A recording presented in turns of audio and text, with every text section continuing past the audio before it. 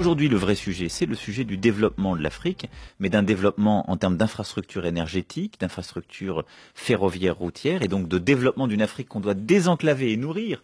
Et il faut rouvrir ce vieux rêve, justement, d'Alger au Cap, et d'avoir justement ces grands axes qui permettront à l'Afrique de respirer et de se structurer, permettre un développement endogène de l'Afrique avec un modèle écologique et numérique. Et l'Afrique est en train, elle est en train de toute façon de passer des étapes. On le voit sur le numérique. Il faut aussi l'aider à le faire sur le plan environnemental et en s'appuyant sur des partenaires qui ne sont pas classiquement les nôtres.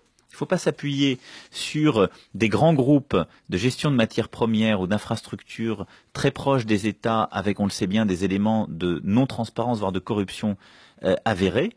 Mais il faut s'appuyer sur les étudiants, sur les diasporas justement d'étudiants de part et d'autre, en formant ces derniers, mais en les aidant aussi à retourner dans leur pays, à développer les structures universitaires africaines. Il faut s'appuyer sur les femmes, qui sont un élément de transparence et de la modernisation et de la transformation des sociétés africaines.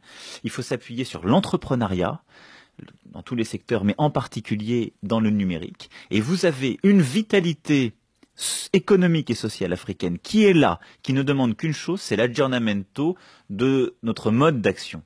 Et donc, on doit sortir là aussi, si je puis dire, de la rémanence en quelque sorte de la France-Afrique pour avoir une autre forme de diplomatie, de transformation africaine. Nous avons un rôle, assurer la paix et la sécurité en lien avec les États, avec l'Union africaine et en partenariat avec les armées africaines. Ça, c'est une initiative française européenne. Le Mali en est un bon exemple. Et Vous ne craignez pas l'enlisement? Je crains non seulement l'enlisement, mais je crains le développement dans cet arc électrique qui reprend la route des Touaregs, en effet, de plusieurs mouvements djihadistes. On sait que c'est là. Et donc, les prochaines années nous conduiront à réintervenir au niveau européen. Notre rôle, il est là, principalement. Mais ensuite, on doit développer une vitalité, donc c'est assurer la paix, la sécurité, la stabilité des États.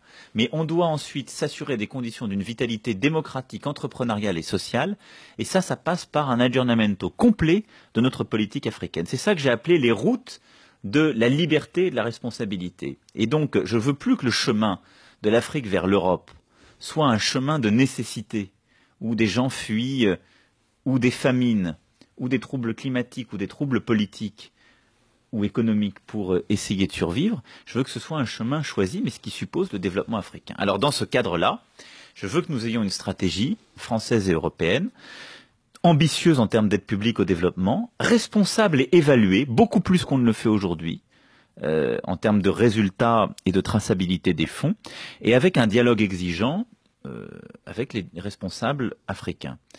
On ne peut pas expliquer aujourd'hui à notre population qu'on est en train de stabiliser sur le plan militaire un pays, qu'on est en train de l'aider à développer ses propres structures, que d'ailleurs il est bon pour lui que les gens plutôt reviennent ou n'en partent pas, et qu'on ne sait pas signer un accord de reconduite à la frontière, ou quand quelqu'un n'a pas les titres de séjour, il n'est pas réadmis sur le territoire.